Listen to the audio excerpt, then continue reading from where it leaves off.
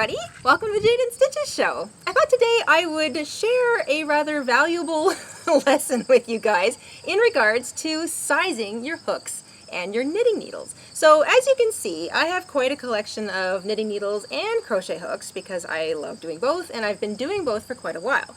And as many of you who watch the show know, I'm a huge thrifter and collector, so I can't pass off a pair of hooks or needles if I find them in a craft show or a thrift store, or if somebody gives me some that used to belong to their grandmother, I will never say no.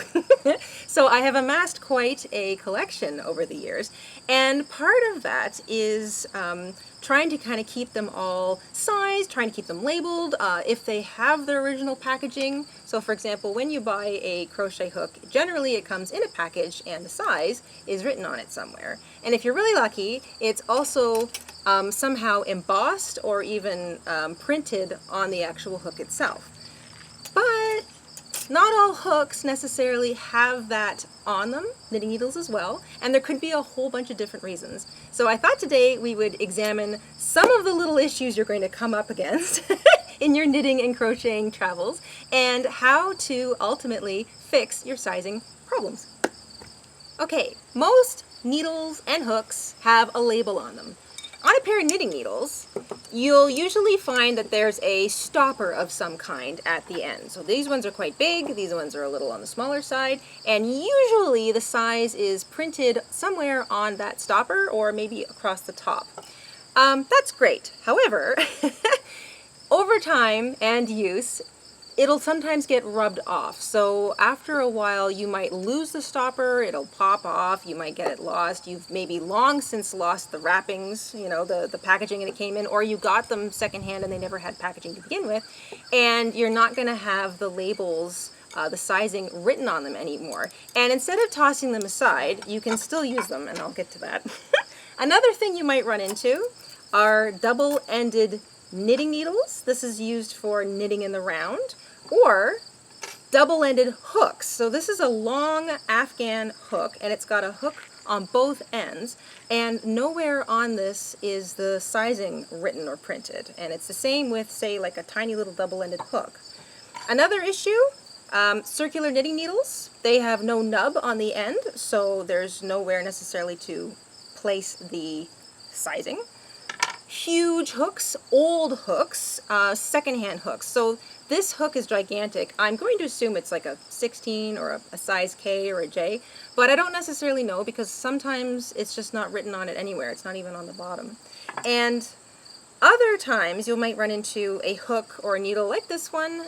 It's usually written on the flat part where you hold it, but it might rub off, or the sizing that was used at the time that the hook or needle was created might not be in use anymore. So many different countries have different sizing for their hooks and needles. And we have a chart on our website on the tools page. You can just head over to jaydainstitches.ca or .com and you can check out the tools page. We have a hook translation chart that helps you sort of identify what size hook you have depending on the sizing that was used, depending on what country it's from. So everybody has sort of a different way of sizing, but some sizing has been sort of gone by the wayside, it's not used anymore, or it's just completely been wiped off, or it was never on your hook in the first place. So, Jayda, how do you figure out how big your hook or knitting needle is? Well, there's two great ways that you can do this. There's the super easy way, and then there's the super manual way. This is the easy way. These are really handy little tools to have if you are into knitting or crocheting or both. So I've got an old one here that I picked up at a secondhand store, and I've got a fairly new one that I got a while ago. It's a kind of ruler, so there's usually a metric measurement and imperial measurements on it. And it's got holes running all the way through the middle of it. And essentially, what you do with these holes is you take the hook that you're not quite sure about. In this case, this one never had a size associated with it because my father-in-law made it for me, so even he doesn't know what size it is.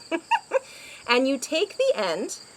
In the case of a knitting needle, it would obviously be the pointed end, but you take the round end of your crochet hook and you just start sticking it through holes until you find one that fits. Oh, that one fits. And that is a 6.5mm hook. So I know that that is now as close to a 6.5mm hook as it possibly can be.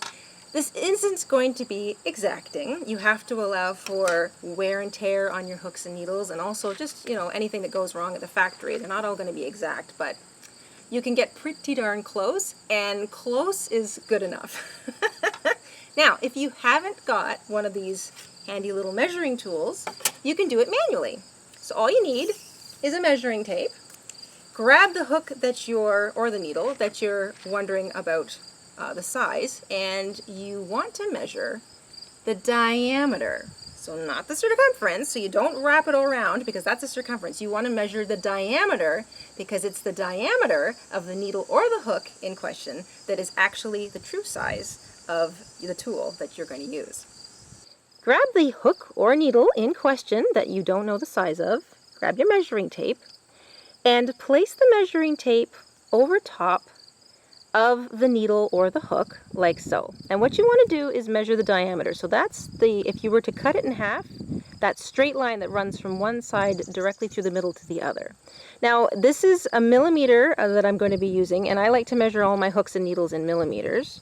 So what I do is, it doesn't matter which one, but I'm going to line up one of the main lines here up against what I figure. I'm going to eyeball it so that it looks like it's right along the edge of my hook. And then I'm going to count across to the other side. So it looks as though there's 10 on the next one, and there's 5.